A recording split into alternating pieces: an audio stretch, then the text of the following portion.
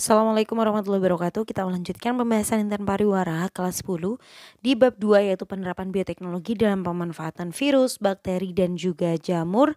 Halaman 28 asesmen yang pertama. Mari kita simak bersama-sama. Kita mulai dari nomor 1. Perhatikan ciri-ciri bioteknologi berikut. Ciri-ciri bioteknologi modern ditunjukkan oleh angka.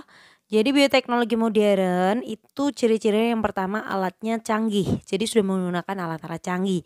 Yang kedua biayanya produksinya mahal karena peralatannya yang canggih itu tadi. Pengaruhnya itu bisa pengaruh jangka panjangnya itu biasanya dia belum diketahui. Jadi karena menggunakan teknologi biasanya rekayasa genetika, jadinya memang ada dampak negatifnya. Lalu produk yang dihasilkan itu biasanya akan lebih berkualitas. Proses pembuatannya dengan cara penyisipan gen atau yang aku bilang tadi ada yang namanya DNA, penggunaan gen, DNA, kromosom dan lain-lain. Hasilnya biasanya itu dapat diperhitungkan, kemudian dapat mengatasi kendala ketidaksesuaian genetik, perbaikan sifat genetik yang dilakukan secara searah. Jadi lebih terkontrol. Maka di sini jawabannya adalah yang B, 1, 4 dan juga 6. Nomor 2, Pak Marwan ingin mendapatkan bibit tanaman tembakau bebas virus dengan jumlah banyak dalam waktu singkat. Teknik bioteknologi modern yang bisa dilakukan oleh Pak Marwan adalah, jadi yang bisa dilakukan adalah dengan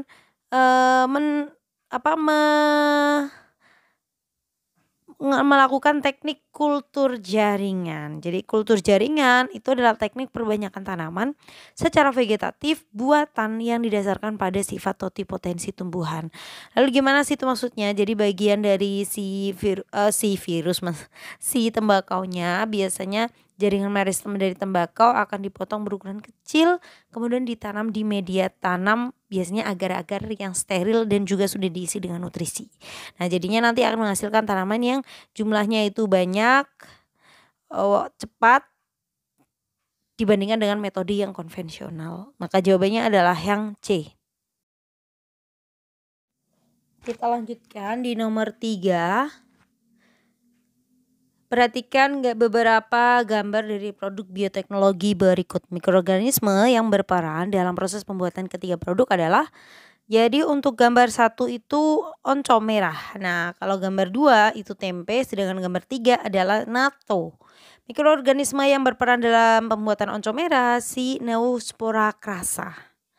Oke, jadi untuk yang pembuatan tempe gambar kedua yang berperan adalah Rhizopus oryzae. Sedangkan yang natto gambar nomor 3 bakteri yang berperan adalah Bacillus subtilis. Maka secara berurutan di sini jawabannya adalah yang C. Nomor 4, vaksinasi dapat dilakukan untuk mencegah seseorang terserang penyakit yang disebabkan oleh infeksi virus atau bakteri. Salah satu jenis vaksin yaitu VZIG. Vaksin tersebut berfungsi untuk mencegah dari penyakit apa? Jadi kalau VZIG itu kan varicella zoster immune globulin. Biasanya digunakan untuk pencegahan penyakit cacar air akibat dari infeksi virus varicella zoster. Maka jawabannya adalah yang E. Nomor 5, petugas kesehatan dari daerah Y melakukan pemeriksaan terhadap unggas milik warga. Petugas tersebut menemukan ada beberapa unggas yang jenggernya pucat, tampak lesu, dan kotorannya berwarna kebiruan. Setelah dilakukan pemeriksaan lebih lanjut, ternyata sistem saraf unggas tersebut terserang virus. Berdasarkan hasil pemeriksaan, kemungkinan virus yang menyerang unggas adalah, ini kemungkinan si unggasnya terkena itu ya, yang itu loh, apa sih, lupa namanya, Newcastle disease atau biasanya kalau di bahasa Indonesia namanya penyakitnya tetelo. Nah, tetelo ini penyakit yang disebabkan oleh infeksi dari ortoafula virus. Nah, dia akan menyerang ternak si unggas. Biasanya contohnya di sini di soal nomor 5 adalah ayam. Jadi jawabannya adalah yang E. Nomor 6, suatu virus dapat menyerang sel saraf otak balita hingga menyebabkan kelumpuhan. Penularan virus tersebut terjadi melalui, ini hampir sama itu ya, nomor 6 sama nomor 5 tadi sama-sama menyerang saraf, tapi kalau nomor 6 ini pada manusia yang sudah jelas kalau yang diserang adalah saraf dan sampai mengalami kelumpuhan, berarti ini adalah virus polio atau yang disebut dengan enterovirus. Nah, virus ini menyebabkan penyakit polio yang menyerang sel saraf otak balita sehingga dapat menyebabkan kelumpuhan yang sifatnya permanen. Gejalanya biasanya sakit kepala, mual, muntah, tulang belakang, tulang leher terasa kaku, serta salah satu kaki atau bahkan keduanya itu tidak dapat digerakkan. Pada kasus berat biasanya polio itu bisa menyerang saluran pernapasan bahkan menyebabkan kematian. Penularannya bisa terjadi melalui percikan air liur penderita dan juga dari tinja penderita. Maka jawabannya adalah yang A. Nomor 7, tanaman padi di suatu persawahan terserang hama serangga. Akibatnya petani mengalami gagal panen. Untuk mengatasi permasalahan tersebut, petani ingin menggunakan cara yang ramah lingkungan agar tidak mencemari ekosistem sawah. Solusi yang tepat untuk mengatasi permasalahan tersebut adalah, jadi selain di bidang kedokteran, virus itu kan bisa dimanfaat juga di bidang pertanian. Contohnya itu penggunaan alphabasulovirus atau culovirus lah yang menyerang serangga. Jadi virus ini sengaja dilepaskan di alam sebagai biopestisida alami untuk menyerang si serangga. Maka jawabannya adalah yang B. Nomor 8. Perhatikan beberapa cara penularan virus berikut. Cara penularan HIV adalah HIV itu bisa ditularkan dari orang yang sehat dari orang yang HIV ke orang yang sehat melalui beberapa cara. Di antaranya yang pertama dari hubungan seksual, kemudian yang kedua transfusi darah, pemakaian jarum suntik bersamaan, dan juga dari ibu penderita AIDS kepada janin yang masih dalam kandungan. Maka di sini jawaban yang paling tepat adalah yang B. Nomor 9. Xanthomonas citri sangat merugikan manusia karena jadi bakteri Xanthomonas citri itu kan merupakan penyebab kanker batang pada tanaman jeruk.